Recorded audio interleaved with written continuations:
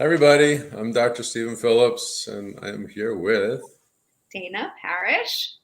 Hi, yes, Steve. It's good to see you. nice to see you too, Dana. It's It's going to be been, in person soon. yeah, you keep saying that. I promise. It's going to You be keep soon. saying that. Okay, already it's saying we're having trouble streaming to your destination. Is it possible you're blah, blah, blah? Can you make sure that it is actually streaming, Dana? Can you check Facebook and elsewhere? Sure. Yeah, I can do that. Let's see. Actually, this is an Instagram warning, so it says it's having problems streaming to Instagram. Yeah, So we're good. We're if good. that's the only place, I would consider ourselves lucky, We're considering good on streaming to Twitter. places. I'll Okay. check. Okay. If anybody, listen, enough people have my phone number. If you're having trouble, text me. Okay. Yeah. My friend, So I do think that one way to tell is to have people put in some questions and see if they pop up here, okay. and then we'll know. So, all right. So, listen, can we just talk? Can we just dive right in? And can I just thank you Okay. so much for talking about, for talking about? Can I thank you so much for stepping in and helping my dad when he got the flu and COVID 3.5, 4 weeks ago? Can we just like kind of go? I think it's such an instructive case. Yeah.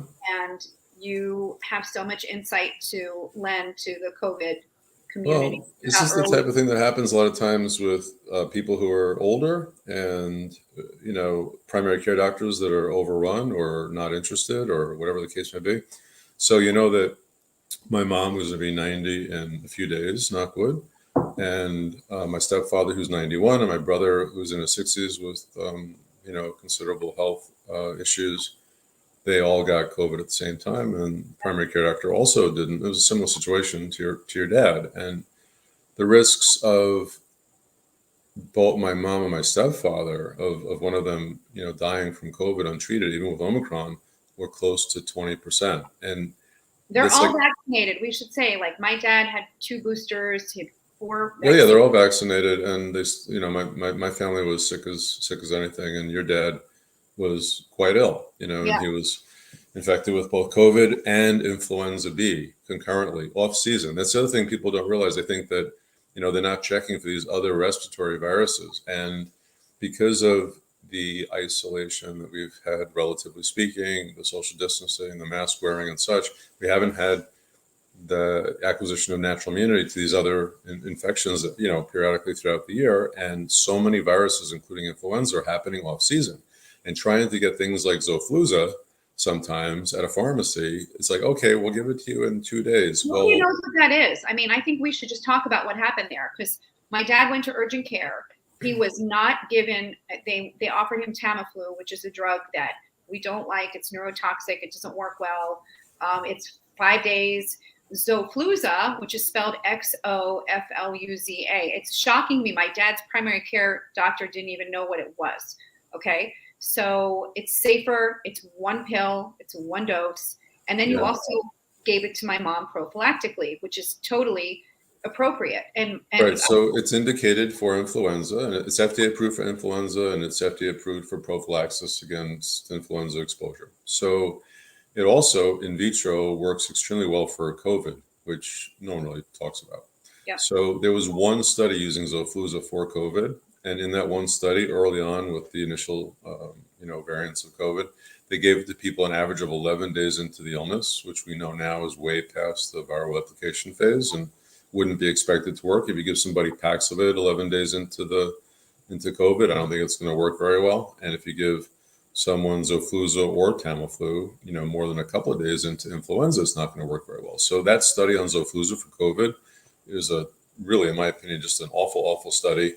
yeah, Showed nothing, and they really should study it for COVID to see what it does or doesn't do, because I've heard tons of anecdotal experiences of people who've taken it during the initial COVID waves and did very, very well. People who they thought it was influenza and right, turned out to be COVID. So yeah, that's something I think should be studied, but definitely is FDA approved for influenza. And you're right, it's so much safer than Tamiflu, has really very low side effects, and it's a one pill treatment. So yeah, it's my preferred flu treatment for sure. yeah. So he came home. He got a rapid antigen test, at the ER, or urgent care rather. He got 2 of them. They were both negative. They gave him a PCR. It didn't come back for 48 hours, which is way too long, which is crazy. Luckily, I had already sent them a handful of rapids the next morning. He took one, tested positive. We're talking about COVID now. So now we know for sure. I knew, by the way, when he was sent home from urgent care that he had COVID. I kept asking the doctor, you really don't think this is COVID? And he's like, nah, the flu's going around too. The seasonality is crazy right now. Nothing makes any sense. I think the flu is definitely going around. I think it's just the flu. I'm like, I don't, but we'll see. Next morning, tested positive for COVID. You step in, Paxlovid, gave him a whole bunch of other early treatment remedies to sort of stop the viral replication, boost his immune system, NAC. I ordered $100 worth of stuff from the vitamin shop and messengered it to him. I mean, it was like a 5-alarm fire. He had 103 fever. His blood pressure was 200 over 95. I was freaking out. I called the ER and they told me, like, on the down low, don't bring him. We're too overwhelmed. So let's just also start by saying your dad gave express permission to discuss his case. Yeah. So yeah. viewers know that. And number one. Hi, Dad. Yeah. And he's doing really well, I should say. Yes. Thank God and thank you. Not good, not good. And my mom is also, and my stepfather and my brother, and it does take a village. I think that, our mutual friend likes to say the Swiss cheese approach. Like every treatment has flaws, every one of them. I don't care if you're a fan of Paxlovid or a fan of monoclonals or ivermectin or fluvoxamine or metformin or whatever the treatments are. They're all not perfect, and I do think that the key lies in using a combination of therapies safely, to know how they interact so you can adjust dosages so you don't wind up with problems and toxicities. And I've treated now over 400 COVID cases, and don't want to tempt fate, but people have done extraordinarily well, and that's the way it's been. And the rate of long COVID that I've seen has been incredibly low. And I don't think it's by chance. I mean, there's global statistics showing rates of long COVID, depending on how you define it. If you define it as symptoms at 4 months, like 49% rate of people are saying they're still symptomatic 4 months later. So the rate in my patients is exceedingly low, less than 1%. Amazing. So, yeah. Well, you were an early proponent of early treatment, which makes so much sense. And there was like deafening silence around this whole issue, which was the craziest thing I've ever seen. We wrote about it in our book, Chronic. We'll talk about it for the rest of our lives because it was such a crime against humanity to deny people early treatments and to not let anybody talk about anything like that. I mean, it was just the craziest thing I've ever seen in my life. But thank God for people, for doctors like you who. I wish it was just deafening silence, though. I mean, not that I would wish for deafening silence. It was outright, misinformation and suppression of truth and suppression of scientific inquiry and censorship and all these things that are even worse than silence, I agree with silence too. There was definitely like just ignoring of the elephant in the room, but there was also calling treatments toxic that have been around for decades and have been exceedingly safe. I mean, the stuff that's gone on, I don't know when, I have to think that humanity will come to its senses and look back at this and see like, wow, what a shameful period this has been in medicine and the collusion of pharma and government and all these horrible things that have gone on. And how many millions of people have died unnecessarily so people can make profits. It's just unbelievable to even say the words, I know. But it had happened, and it's continuing to happen. Yeah. So it is, and I think fluvoxamine is a great example of that. There's good data. It's not like, again, nothing's a panacea. I say this every day because I get tons of correspondence from people saying, "Well, what about this? What about that?" Or they have a great story about something they did, and I am like thrilled. But nothing. I cannot lie. Nothing is perfect. But if you can be helped through this diabolical, horrifying virus, which it is for a lot of people, I'm all for it, whatever it takes. Anyway, so Steve, I had a really interesting conversation with our friend Amy Prohl the other day, the microbiologist, who many of you know. We're so proud of her for getting that giant $15 million grant for her work in long COVID. She definitely deserves it. I mean, she's so smart. She's brilliant. Yeah, she really is. she's just an amazing human being. And just she's a brilliant star. I love her, and she's so much like you in that you're just so focused on the science and the truth and unraveling these crazy chronic illnesses that are driven by infections. You're both experts on this topic, and I thought that she said something you and I have talked about privately for the last 2.5 years, which is how often it appears that tick-borne diseases are triggering long COVID. And she said, and this will be, Or really the other way around. I mean, they're so Yeah. intermeshed, you know, Yeah, how often long COVID is triggering a chronic illness that yes, is made up of several things, you know. yes. Yeah. So she said the first thing she would recommend is that people test for vector-borne diseases like Lyme, like stealth chronic pathogens like Lyme and bartonella. She said that would be like the first thing she'd do if she had long COVID. And I wanted to Before going on, I think we should just also lay the groundwork, because I think a lot of people that have never had Lyme or Bartonella or another chronic infection that they know of don't realize just incredibly how common these infections are in the population and how efficiently people fight them off. And so if you randomly test people in, let's say, New England for Lyme, and keep in mind the Lyme tests are awful. They're so bad. There is a, meta-analysis of like 8 studies show that they miss more cases than they diagnose. So despite all those, intrinsic weaknesses to this testing and how insensitive they are, still 11% of the population in New England test positive for Lyme that are healthy. So what does that mean? Like, how many people are really walking around with Lyme?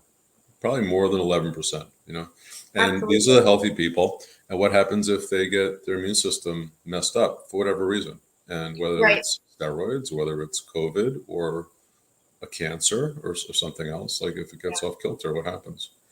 I agree And with you. similar thing with Bartonella, these rates are very, very high. And these are probably the 2 most common infections that are capable of causing chronic illness that are just so incredibly common. There are many others that are more rare. They're just not as common in the population, but they can do stuff too. What are the overlapping? I think, there's a lot of people that will be new to the information about what Lyme and Bartonella do and why we've been, banging our drum so loudly about the overlap between COVID, long COVID, and all of these other infections. Can you just talk about the overlap, and then can we talk about what you've been doing in your patients that's been helping? Because there's such a lack of hope in the long COVID community. It breaks my heart because I understand from what I went through, it's the same.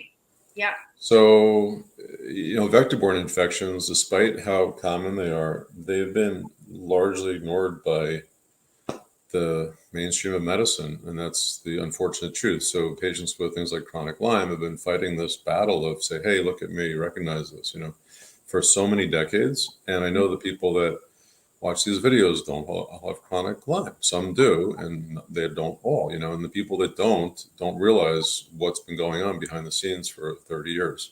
So what the long COVID patients are facing now, the chronic Lyme patients have been facing for the last 30 years. And, the symptom list, if you look at them, overlaps about 90%. Long COVID patients get more clotting, issues than chronic Lyme patients do. But there are such unusual symptoms on this list for long COVID, like an internal vibration sensation. I don't know if anybody watching has ever had that symptom, but it's a symptom that I had when I was real sick, and it's a very weird symptom. It feels like your body's just humming and buzzing. It's such an unusual symptom that when I saw that was on the list for long COVID, I was like, wait a second. This has got to be, some portion has got to be like reactivated Bartonella in there. Absolutely. Something mixed in somewhere. And It's then so we started. common. It's so common in our world. Like, we should say that because nobody's ever heard of this. There's a study that was published recently about the vibrating sensation, right? And it was the first time most people heard about it. But we've been talking about this forever. It gets defaulted to anxiety. People will say, must be anxious, So,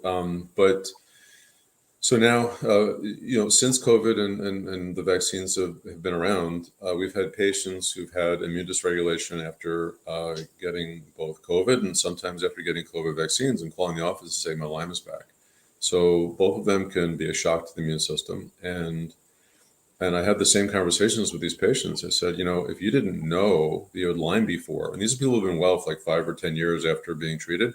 If you didn't know you had Lyme before or Bartonella before, you'd be diagnosed with long COVID right now, or you'd be diagnosed with a vaccine injury. Exactly. And then now de novo, patients who don't know they had a vector-borne infection history are finding the practice and calling up and saying, I have long COVID. And they're coming to see, my nurse practitioners and myself. And we're finding evidence of underlying vector-borne infections, treating that and seeing them improve, considerably. And the same thing with some patients coming in with vaccine injury diagnoses. We have a patient that was treated who got sick for over 2 years and responded so favorably within about a month or 6 weeks of antibiotics that it's a publishable case, and we're very, very busy. We're trying to write these things up, but we haven't published them yet. Yeah. So can you talk a little bit specifically, like, one of the things that I found, I want to just go back to my dad for a minute, because what was really important was following his blood pressure every night when he first got COVID. I mean, we're still doing it because it's, because I'm his daughter, and how hypervigilant I am. What's your nickname for me? HB. mm-hmm. So we follow his blood pressure. We still take his pulse oxygen. We still monitor that, and we take his temperature every day. Poor dad. He's like, would you leave me alone? I feel pretty good. He still has episodes of extreme fatigue, like post-exertional. I just took a shower. Oh my God, I'm like exhausted. And my dad is so high energy. And Mm-hmm. I think about all our late night fun dinners in New York where we'd go out at 9 or 10, and my dad wanted to go see a show, go hear music after. And that's we're both wired like that. We're really lucky that we have a lot of energy. And it's weird for him and for all of us to see him so tired. But you also did a really great blood workup. And I want to talk a little bit about the D-dimer being elevated and some of the things that we're following now. They're all falling back into place, thank God. I don't think this is happening in the majority of cases. And I don't know what blood tests you'd recommend across the board. And also, should people just take aspirin? I know they have to ask their doctors, and that's really important. But is it like a general, I've heard people say, like, as a general rule, they're giving their patients aspirin, but most doctors are not. Okay, so there's a lot in there. So it's a big question, So, so knowing what COVID can do and knowing what, like I said, knowing what this whole complex can do, we started adding additional tests to intake panels that we didn't have before. Now, everybody, when they're a new patient, gets a D-dimer, whether they have a history of known COVID or not, whether they've had a history of COVID vaccine or not. We want to know what we're dealing with at baseline. So if something happens 2 months later, 3 months later, we can look back and say, well, this is where you were. We also have added additional autoimmune panels that we weren't checking before. We're checking autoimmune platelet antibodies in everybody. Some patients with COVID vaccines have had low platelets. Some people with COVID have had low platelets. Yeah. Some people with vector-borne infections obviously get low platelets. So we're checking all these.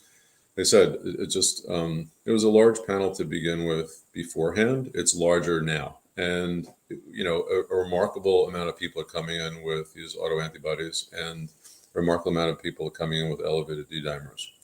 In my patients, what is that a marker of, just for the public? D-dimer is a marker of clot dissolution. So it's a metric of how much clot is there, because it has to be there in order to dissolve, So, and we used to think at the beginning, we were interviewing all those COVID experts who wrote writing the COVID chapter for chronic, that a lot of people were telling us that the D-dimer was elevated because of vascular damage. But that doesn't seem to be really just the whole case at all. The direct presence of the virus can actually activate the clotting cascade. And Amy Pearl has done work with that, and others have done work with that. And we've had patients who've had mild illness who've had really, very mild illness, who've had really elevated D-dimers, even in young patients. Talking about, late teens, we see patients down to 16 in the office, and we'll see like 17-year-olds with really elevated D-dimers that stay elevated for several months after COVID. And in that period of time, what are they at risk for? Are they at risk of getting a clot? And I think the answer is going to be yes. So how should you manage that? So a lot of times we send people to hematologists, but you're right, aspirin is one easy thing that people can prescribe. Everything has risks, and everything, you have to weigh a risk-benefit analysis. I've always liked nattokinase. I was following research with nattokinase forever. And so nattokinase, for people who don't know, is an enzyme It's naturally present in natto, which is fermented soybeans, and a subpopulation of the Japanese eat natto. It tastes like Klingon food. Apparently, it tastes really, really bad, like very pungent. You have to like grow up eating it to tolerate it. Okay. And anyway, and it has a lot of nattokinase, and it has a lot of vitamin K27. And vitamin K27 helps calcium stay out of the soft tissues and into the bones. And that together, like this mild blood thinner, which nattokinase is, and then keeping calcium out of the arteries into the bones. And people eat that their whole lives. It's a very, very good, combination. And the people who eat natto have like 25% lower rates of heart attacks and clotting strokes than traditional Japanese people. And the traditional Japanese diet is already this amazing diet for cardiovascular events. And then the natto eating people are like the super group among the Japanese. And so there's a couple of studies of nattokinase in vascular disease, and they've shown benefits. It reduces cholesterol. There's some data showing that it reverses the clogging of the carotid arteries. There's 2 studies on that now, and Yep. Okay, I'm looking at and I saw I took a look at a study last night that said that natto and aspirin can synergize really nicely too. So and nattokinase of vitamin K too also synergizes. The whatchamacallit, they were using higher dose in the recent study that came out in nattokinase. They're using higher doses. A lot of people were using like 2,000 functional units. Yeah. And that's how they call it. And this is a study where it was like over 10,000 functional units. And the study that I read before was a study using 6,000 functional units. So whereas if people are not on Coumadin, in my practice, I broadly recommend vitamin K27 for patients who are not on Coumadin because, vitamin K reverses Coumadin.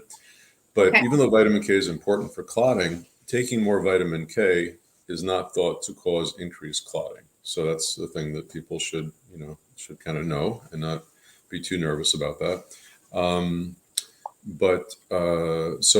We've basically been recommending vitamin K27 for most folks. It's like just like vitamin D. It's not your like garden variety vitamin. It's more like a hormone. There's studies showing even like with COVID, there's people that are vitamin K deficient have higher risks of bad outcomes for COVID. They have higher risks for dementia. If you look at population, based data.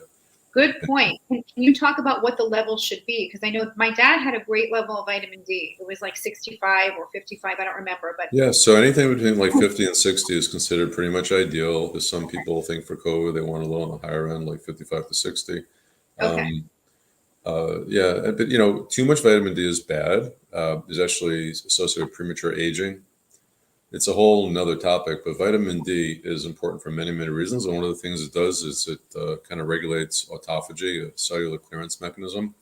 And if you have too much of it, it kind of like clogs it up a little bit. It starts it and it can't finish. It's a whole nother more different, like advanced topic. So I probably shouldn't go there, but autophagy is a very, very cool thing. It's a way that cells clear out garbage. It's super important for, longevity, number one, and also a reduction of cancer and dementia and atherosclerosis and a million things.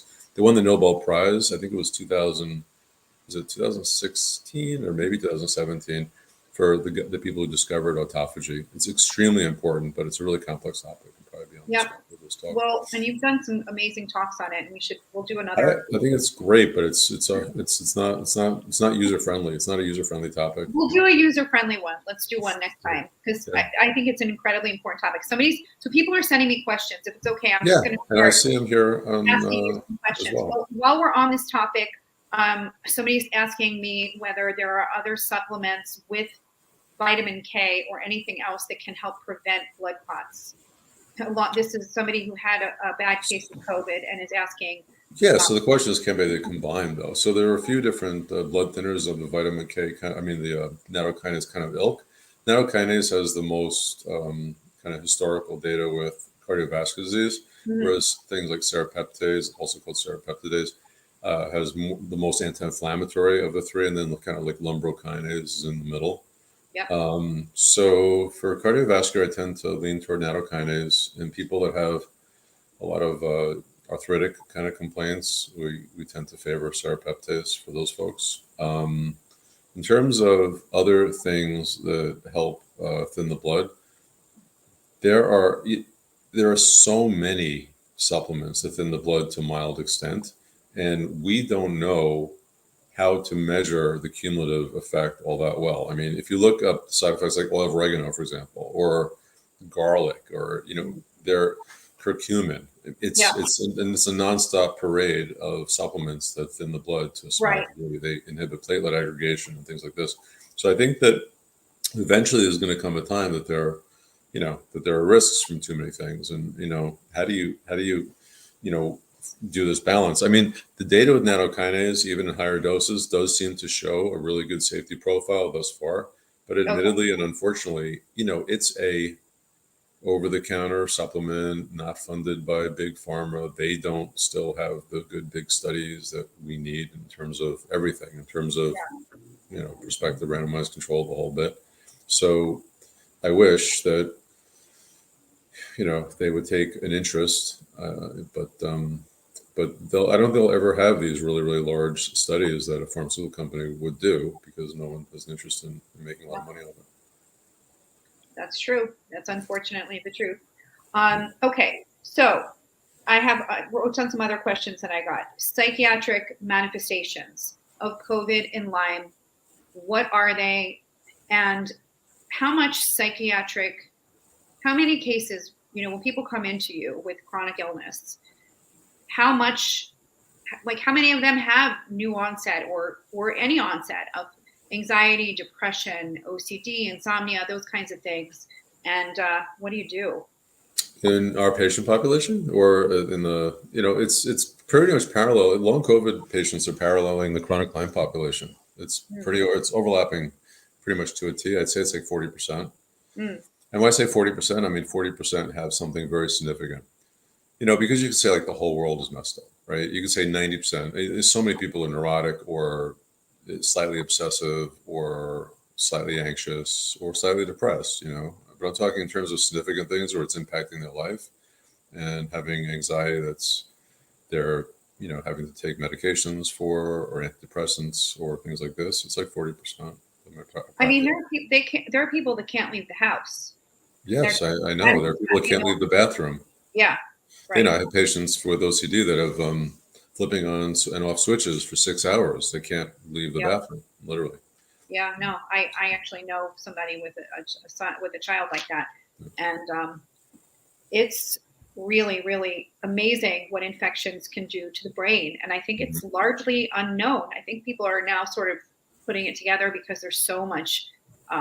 It's so obvious with COVID, but this was not a secret in the world of other chronic infections like Lyme and bartonella and other, viruses. Can we talk a little bit about some of the other, what is causing so much autoimmunity? Can we talk a little about the infections that are driving that, and what do we do about that? It's hard to tease it out. I mean, I have no doubt that the virus itself, there are many parts of the virus that look similar to proteins on normal cells, just like there are many parts of many bacteria, including Lyme, bartonella, and others that look similar to proteins in normal, regular cells. So it is hard to tease out, because we know that COVID can reactivate other infections, and because I'm seeing it, that COVID's reactivating vector-borne infections. Because people talk about Epstein-Barr all the time. Yeah. It's the one that gets all the credit because the whole world has it, and it is a chronic infection, and or almost the whole world. And I have, little doubt that it's reactivating Epstein-Barr, among other things, but it's a reactive, Epstein-Barr is not the easiest thing to treat. People can take monolaurin, which is a supplement that works against all envelope viruses, including all herpes viruses. But it's not like there are great antivirals that you can just take for Epstein-Barr. There aren't any good, safe, ones that you can take for a long period of time that aren't going to harm you, because they do. The ones that are effective against Epstein-Barr are pretty darn toxic. And so we treat, it's like, going after the low-hanging fruit. You can treat the vector-borne infections relatively simply, and comparatively is treating Epstein-Barr. I mean, you can, like I said, you take monolaurin, you can take some of the more benign antivirals, but they don't do that much. So now that you mentioned EBV, and there's been so much press about it being a cause of MS, mm-hmm. I think we should also, what has been lost for so many years is other infections that cause MS too. So you have done so well treating patients with MS over the last 25 years. And maybe you could talk a little bit about your experience with it and other infections that can cause MS. I think the first thing that people have to hear about, because they just hear about the headlines of EBV and MS, they don't hear about the fact. I put it in the Zero Spin, the Substack newsletter that I have. Yeah. I wrote a 2-part thing about MS. It's only associated with MS when it causes mononucleosis. And Epstein-Barr only causes mono when people get it when they're adolescents. If people get Epstein-Barr when they're 4 years old, whatever, it causes like a sniffle. And those people are not at higher risk of MS. Huh. So in places in the world where there's less hygiene, people get MS. I mean, people get Epstein-Barr younger. So like in the tropics of Southeast Asia, they're getting Epstein-Barr. Everybody's getting it when they're 1 year old, when they're infants, because people are sharing everything. They maybe not washing the tissue, whatever, cloths that they're using to wipe noses or whatever. And so everybody's getting it early, and they're not getting higher rates of MS. It's only associated when there's mononucleosis. So is it something in the immune system that's going on from mono, and it's causing an autoimmune reaction with myelin, the lining around nerves? Or is this really big hit to the immune system? Because it really, mono is the most common. Before COVID came around, mono is the most common, like long-term virus that people get, where they're really down and out for 3 months. Yeah. COVID's very similar almost in that way. Like, it's a long-lasting hit. You say, my mom, my stepfather, your dad, they were tired for weeks after COVID. Your dad's just starting to get his va-va-voom, as Kathy, whatever Lee Gifford says, va-va-voom back. But back to the clubs. yeah, exactly. So, and it was like 3 weeks for them as well. And so you have to wonder, these big viral hits, they really take a shot at the immune system. So if somebody has something like Lyme in their body and they get a big viral hit, if they get COVID, we're seeing reactivation of Lyme with COVID. Is mononucleosis a reactivation as well? Is that why it's associated with MS? Or is it virus? If it was just the virus, why aren't the people in Asia who get it when they're 1 year old but never get mono, why aren't they getting MS? So I don't think that the book is fully written on the relationship of Epstein-Barr and MS. And my prediction is if they just do a powerful antiviral to work against Epstein-Barr, I don't think it's going to be a great like magical cure for MS. But we'll see. Come out with one. How have you treated it over these years? And what I mean, because we write so much about MS in the book. There's been relapsing and remitting MS is a different kind of animal, a little bit than primary progressive. But for relapsing and remitting MS, the data is incredibly strong over literally a century. It's literally more than 100 years when they first found spirochetes in the brains and spinal fluid of patients with MS. They did studies. Can you say what they are? You should break it down. What are spirochetes? Spirochetes are the type of bacteria that Lyme and syphilis and relapsing fever and leptospirosis and all these other, disease-causing spiral-shaped bacteria. And some of them, like syphilis, are known to be sexually transmitted. Others are, like leptospirosis, can be transmitted in kind of weirder ways, like urine and things like this. And and then Lyme obviously can be spread from mother to child, and can be spread through tick bites and potentially other vectors. And these are the data is so powerful. Like I said, I wrote this two-part newsletter about it, and it's a really, really lengthy newsletter. It's 2 long parts. It's not like 2 short. It's not like 2-3 paragraph parts. There are 2 parts, and each part is very, very long. And I could have written 2 more parts. It's just that I want to mix it up and do other topics. But I've been treating MS patients like a case. Like you have an amazing case that we wrote about in the book. of that? There's so Young, many. well, the But patient one with of 40 brain lesions. Well, that's just one case that we talk about. I've talked about too many times. So I'll Okay. just talk about a different case. I have a guy who I treated when I first opened. I treated him in 1997. He was paralyzed on his left side of his body. He had 12 lesions on his brain and spine, and they gave him a diagnosis of MS. And yeah, the one in his spine was enhancing. The other ones were not enhancing, and that was what was causing the paralysis on his left side of his body. And and I said, you have your whole life ahead of you to take immune suppressants if you want.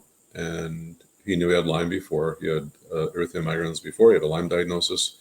And I said, you had Lyme before, so why don't we just try for a couple months and see if we can make a dent. And if we show a direct causal relationship, you'll have an answer. And then maybe, you could still take immune suppressants, or maybe you wouldn't have to. And he never had to. And that was 1997. And what is it now? 2022. He's never been on immune suppressants. He's never been paralyzed again. And his story is that he takes uh, periodic antibiotics throughout the year. He doesn't go off them totally. And when I say antibiotics, I mean that term is very loose because there are a lot of antimicrobials that are not antibiotics that work for vector-borne infections. And Johns Hopkins had been leading the way in like evaluating all these drugs that are not even antibiotics to see if they work and kill things like Lyme and bartonella, and many do. A lot of antifungals, believe it or not. And he just has a really normal full life, and he can walk 2 miles, he can build a house, he can run on the treadmill, and Amazing. that's I think very the thing that people don't understand is that a lot of these quote autoimmune diseases were known to be infectious before the advent of immune suppressants and steroids. And well. They so, were thought to be. I mean, the conventional wisdom is that MS was an infection. I mean, if you take brain tissue from a person with MS and put it in a baby animal, and the baby animal gets progressive neurologic illness and then dies, like, and then especially if you isolate, spirochetes from, let's say, the monkey brains, which they've done, like, it's so, like, the data is so powerful that it's almost laughable that they did right, this 180-degree turnaround. And they did the 180-degree turnaround when they discovered steroids. Steroids were this like miracle drug, they thought at the beginning, because they rapidly caused all these conditions, to improve, whether it's rheumatoid arthritis or whether it's MS. And it's like you pay the piper at different times. People that have vector-borne infections, not all of them get Herxheimer reactions, but some do. And Herxheimer is a worsening of illness during treatment, so that everything can flare up at the beginning, but the long term is better. And then with things like immune suppressants, they get a short term improvement of symptoms, but their long term tends to be worse. And then sometimes it's not an either or. Like, I've had patients who, like, I remember I treated this guy with a diagnosis of rheumatoid arthritis, and he had gone down through all the biologics and they kind of stopped working, and he was on really a combination of a couple of, I think, really dangerous immune suppressants. They got to the hardcore chemotherapy drugs by that point with him, and he already had a history of cancer from them, that we think a type of cancer that's known to happen from the immune suppression. mhm, So he was a young guy and he was in desperate shape, and gave him antibiotics, and they worked kind of just this much. yeah, And then he went and he did some immunosuppressants plus antibiotics, and they yeah, worked phenomenally well, yeah, the two together. So sometimes it's not an all or nothing thing. I personally, having been in that position of being diagnosed with autoimmune conditions, is not everybody knows, but everybody knows about your case, and not everybody knows about my case, but a lot of people do.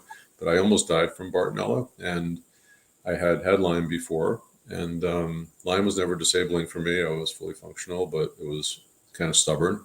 But bartonella almost killed me. I didn't walk for 2 years, and I had lost 50 pounds and became severely anemic. I couldn't sit up on my own or turn over in bed. I had 24-hour home care, and basically everybody thought I would die. And I had autoimmune diagnoses. They diagnosed me with rheumatoid arthritis and spondylitis, which is arthritis of the spine. And they're really strongly, twist my arm for immunosuppressants, but I wouldn't take them because I wanted a better way. So I think I found it. yeah. I agree. I agree, and that's really the premise of our book, Chronic, Yeah. which is the hidden cause of the autoimmune pandemic, and a lot of it is infections. And now we see what's going on with, I think COVID really has made the point. It's driven the point how that this is a real problem, and it is a real pandemic. The pandemic of autoimmunity is quite terrible and profound all over the world. So I'm looking at some more questions that we have. Long COVID and kids. I was very surprised. I know you and I were both really upset about that study. Long-lasting lung damage in a study of 54 kids. 29 had, quote, recovered. 25 had reported they had long COVID. None were hospitalized, and all of them had persistent pulmonary dysfunction. Were you surprised to see that? Yeah, a little bit. I was a little bit surprised by such a, well, first of all, it was a kind of a small study. I wish it was a little bit bigger. They had a really big statistical significance though between the uh, the, the the pulmonary function studies that they did. It was pretty scary looking. Yeah. I'm confused at why they didn't even mention D dimers or fibrinogen in that test. It didn't seem like they looked mechanistically about what's causing the ventilation mismatch, and we think that it's clotting, and pretty much everyone knows that it's clotting. But it would be good, I think, that study to document what the recovered people were, the healthy controls, and the long COVID people were in terms of clotting. And there's also a different type of clotting that happens with long COVID patients that and I'm not sure that it can be measured just simply by D dimers. D dimers measures traditional clots, but I don't remember that Amy had mentioned to us that there's a little bit of like amyloid in there too. Yeah. And amyloid is obviously the aberrant protein that you see with things like Alzheimer's. And amyloid's actually an antimicrobial peptide. It's a chemical that comes about. A lot of people don't know that amyloid has been demonstrated now to come about in response to infection. It's part of the body's way of protecting ourselves from infection. It's very gooey and it binds up to infections. And maybe, COVID's bringing that about because it's part of the body's natural response against infections. That makes sense. They had done that really terrifying study with mice at Harvard, where they put just a regular boring bacteria, I think it was salmonella, into the brains of mice and showed how amyloid develops in the brains of the mice to stop the bacteria from spreading. And spirochetes are particularly adept at being amyloidogenic, so producing a lot of amyloid. So amyloid is like good in the short term because it stops the mice from dying, but then like Mother Nature doesn't care about us in old age. It's like once you're old enough to have babies, it's like we forget, Mother Nature like turns its back on us, and then like. So what's protective in youth doesn't have to be protective in old age for the species to move on. Yeah. And I think that amyloid's an example of that, Okay, I agree. And I think it gives some insight into dementia and what's going on also with COVID and the high level of reported dementias and memory problems and severe brain fogs and cognitive dysfunction. I'm looking at some questions. So yeah, there's a lot of great questions here. This is how it always is, Dana. I know. I have a great one from Blair Haim that came from Facebook. Neuro symptoms in Lyme patients. Is it typically Lyme? I know we want to talk about teasing out the difference between the different infections a little bit, so this is a good opportunity. Typically Lyme or co-infections. In terms of neuropsych symptoms, you're asking? Neurologic and I guess neuropsych too. She may be. It's so hard to tease out. I mean, I think something that I've seen just experientially, like I wanted to do a Facebook video about how to differentiate some of the bartonella findings from having gone through it personally and then being able to draw patterns and see patterns in my patients. Because I really think before I got sick with it, I just thought everything was Lyme. I thought that Lyme was the big player and didn't realize how much worse bartonella really is in most patients. Yeah. And also I couldn't differentiate. I couldn't see the patterns. I didn't see the patterns. I didn't know that like most people with Lyme don't have persistently elevated C-reactive proteins, and bartonella is very, very common. And we see tons of lymph nodes all over the place. Usually that's not, even though that can happen certainly with Lyme, you see that more with bartonella. So there are many things that do differentiate in terms of neuropsych. Depersonalization is, I think, in my opinion and experience, a a specific neuropsych feature that does differentiate between Lyme and Bartonella, and really Bartonella patients get it more than the others. And we both have had the flashing faces when you close your eyes at nighttime and seeing faces. That seems to be an unusual Bartonella-centric type of manifestation. Again, none of this is published. This is just experiential and opinion based. Yep. But the other thing that is published is that Bartonella, can cause neutropenia, and just pancytopenias, meaning like low blood counts across the board, chronic anemias, chronic low platelets, chronic low white count. And Lyme doesn't usually do that. I mean, it can. If parakeets get in the bone marrow, they could do a lot of nasty things. But if you're looking at the average patient and you see like a chronically low white count, I think Bartonella. And so I look for chronically low white counts, chronically elevated C-reactive proteins, and elevated vascular endothelial growth factor, VEGF, something called giveaway weakness, which some doctors call breakaway weakness, where the legs just kind of buckle suddenly, or people are dropping things from their hands. There's also a pattern sometimes of Bartonella that Lyme doesn't have, where people feel really awful in the mornings and they get this kind of like first wind, where they feel better in the late mornings, early afternoon, and then feel worse in the late afternoon into the evenings, and then get a second wind late at night, like 12 or whatever. And that type of pattern you'll see with Bartonella as well sometimes. And again, nothing is set in stone. But what do you do? I mean, so the question is always going to be, when we talk about Bartonella, which is, we should just go back a little bit. It's most people know it as cat scratch disease, and most people think of it, and this is across the medical community as well, as a very self-limiting, not complicated and not serious infection. And for many people, it is self-limiting and it's not a big complicated thing. But for a lot of people, it actually is, and it gets missed. And in my case, I was diagnosed very quickly with Lyme because I had a bite and a bullseye right on my shoulder. And I went to the urgent care, got 3 weeks of doxycycline, and nobody checked me for any other tick-borne diseases. Ticks transmit a multitude of diseases, viral, parasitic, and bacterial. You can get, and many people get, many infections in one bite. I got 2 that we know of.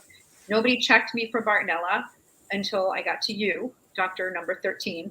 Thanks. Okay. Thanks again. My lucky number. How do you test for it? And then what do you do if you have it? Because really, truly, I don't know very many doctors that are even thinking about this. Even in infectious diseases, I saw 3 ID docs and not one of them even mentioned it. I'm working on a CME module now for Bartonella because, the cases, the stereotypes about how to treat. I mean, the stereotypical treatments is that certain antibiotics work better than others, and that Bactrim, quinolones like Cipro and Levaquin, and rifampin will work better than other antibiotics. And even though Zithromax works really well in the test tube against it, and there is case reports certainly published, lots of them showing that it could work in, as a drug. When looked at in studies, it doesn't really rise to the cream of the crop, Zithromax, but it's useful certainly.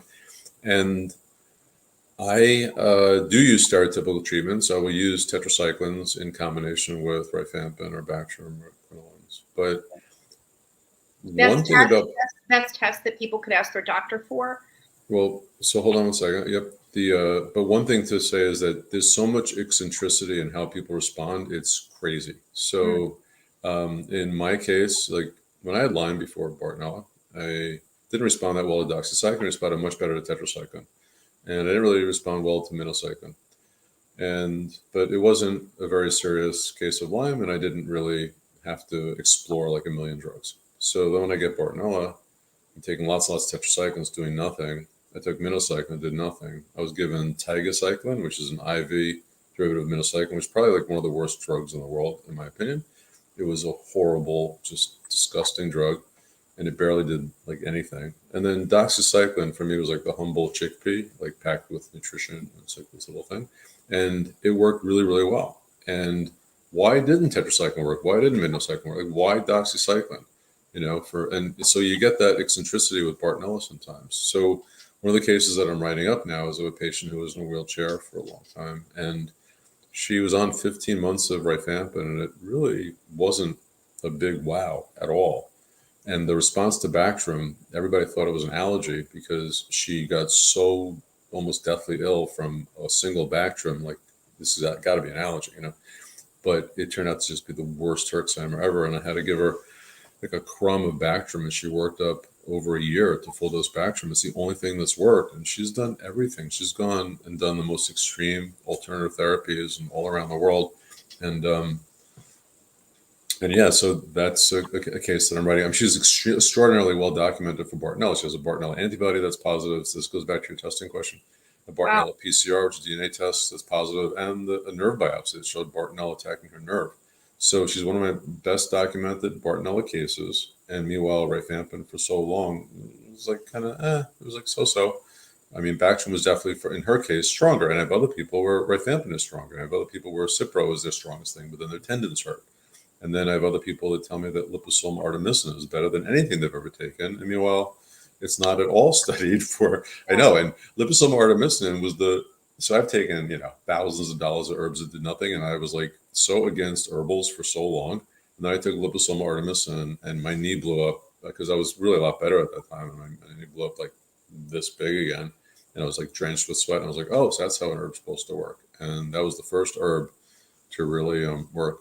But just a warning to people, if they ever considering taking artemisinin on their own, they shouldn't. They should do it under the supervision of a doctor. It has some toxicity to it. Some people can have really bad liver problems on it. Liver blood tests should be checked and can have other toxicities as well. In terms of your question, antibodies to Bartonella vary dramatically by labs. And I use Galaxy for Bartonella antibodies. I think they have the most sensitive tests.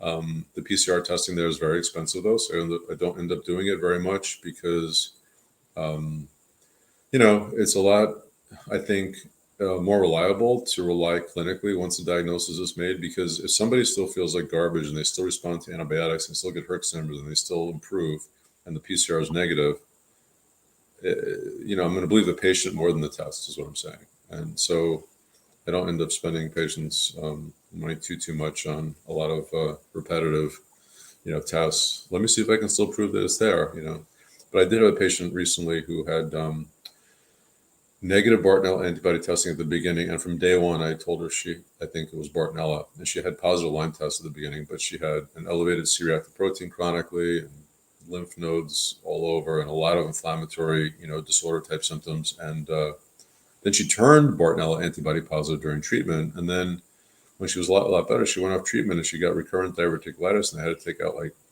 12 inches of her colon. And the colon was PCR positive for Bartonella. Oh my God. She's very well documented as having Bartonella. I actually just spoke to her surgeon from New York City, a very top-notch, highfalutin surgeon. Like, what do we do? Like, what does anybody do? And I told him what I think that you should do, give him some ideas. So that's horrifying. I didn't know about that case. Yeah, I have. That's what I did. When they asked me to do these CME modules, I'm thinking, wow, there's so many amazing cases, and I'm thinking, they're such nice cases too. I remember this. Just like we should do some case history sometime, just to go over really fascinating cases and how people got well down their journey. Because everyone has a different path to get well, and my path is not your path, and it's not the path of 15 other people that you ask. They all get, you can't cookbook how people get treated. Is the take-home message. So is there any kind of thread and pattern that you're seeing? I've been getting this question a lot today through long COVID, anything that's helping. And I know that long COVID means a lot of things. So I know it can mean reactivating other infections, but are there certain things people can, or workups people can do that might be helpful? The data is pointing toward LDN. People are researching LDN for long COVID, and a lot of folks are saying that it's helpful. And in general, in the patient population that I've been dealing with for a long time, I'd say LDN has been helping for about 40% of people in a major way. It's weird because when it helps, it usually helps very, very much. It's not usually, it just helps this much. Usually it's a big player, or it doesn't do much at all. And we've had some patients where it was the key difference even before long COVID,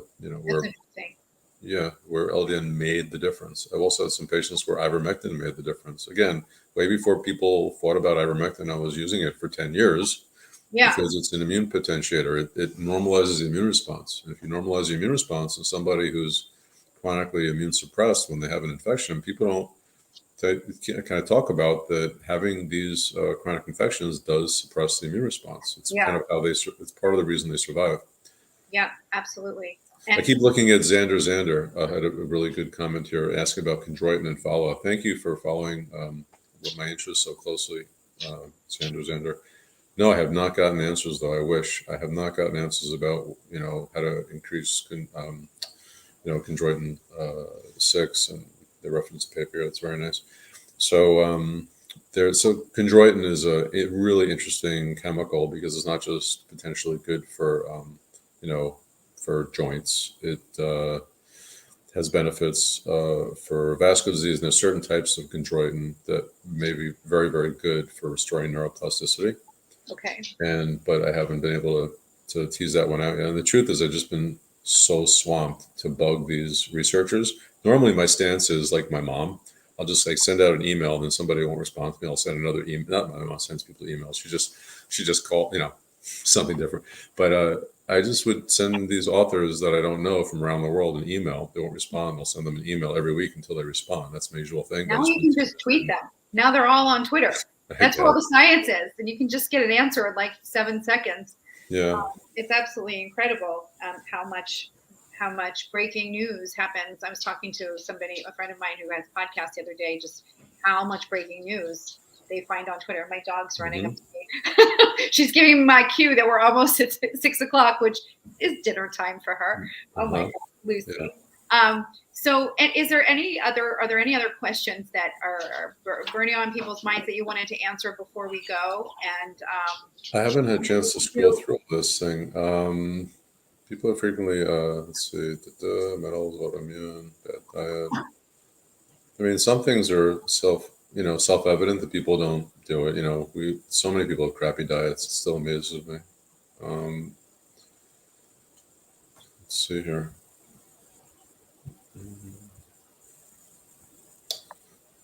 So there's a ton of great comments here, and like I say this every time, we could spend all day and all night on the right. It's just my idea about being here is just to make ourselves available to people so we can answer some questions while we're here. We can't ever get to all the questions, but maybe if I don't know, it's just pick 10 next time and we focus hardcore on 10, and then I'll do research on the parts of those 10 questions that I don't know, like 10 real tough ones, Okay. 10 let's say oddball questions.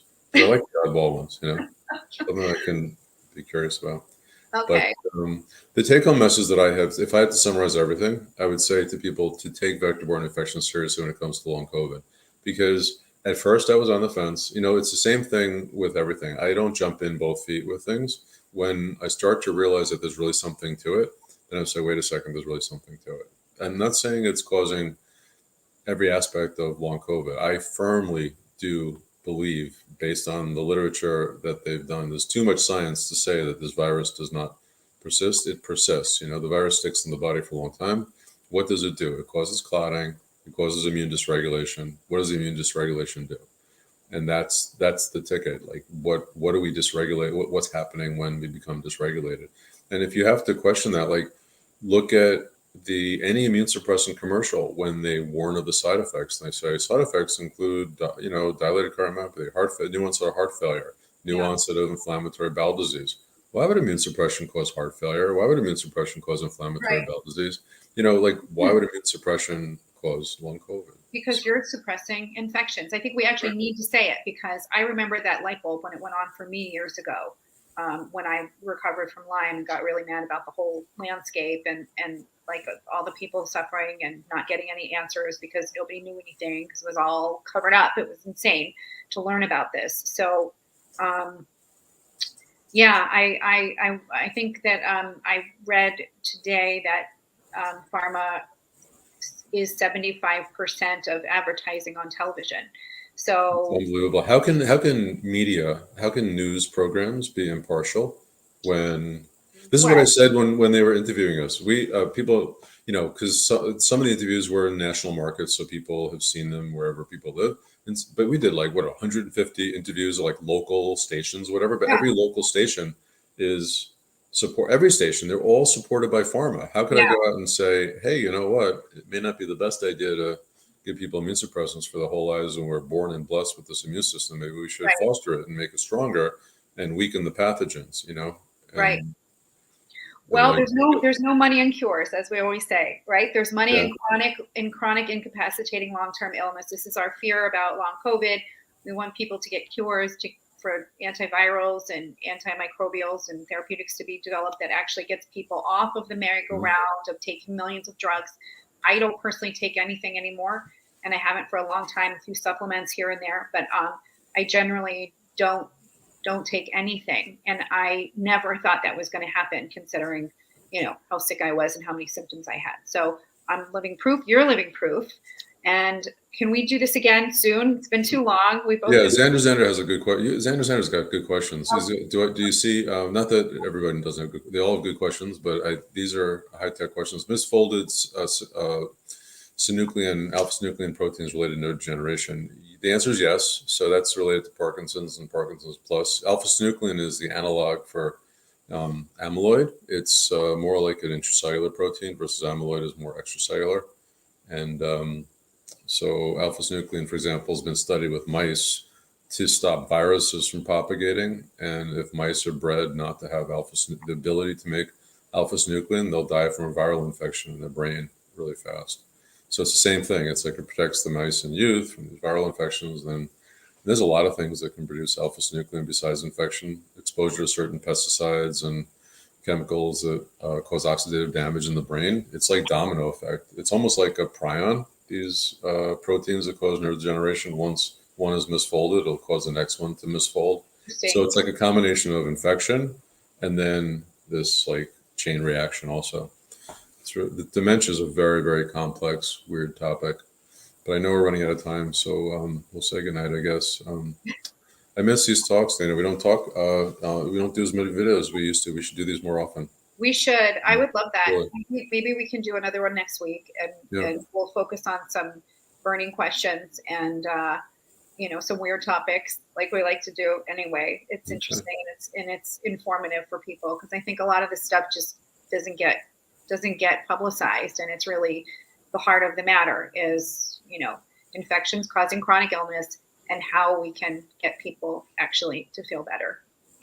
What should they be asking their doctors? So thank you so much for sharing your knowledge, as always. So generous. Thank you, and thank you everybody for tuning in. It was nice spending time with everyone, and wish you all a good evening, and we'll see each other again hopefully soon. Okay. All right. Bye bye. So much.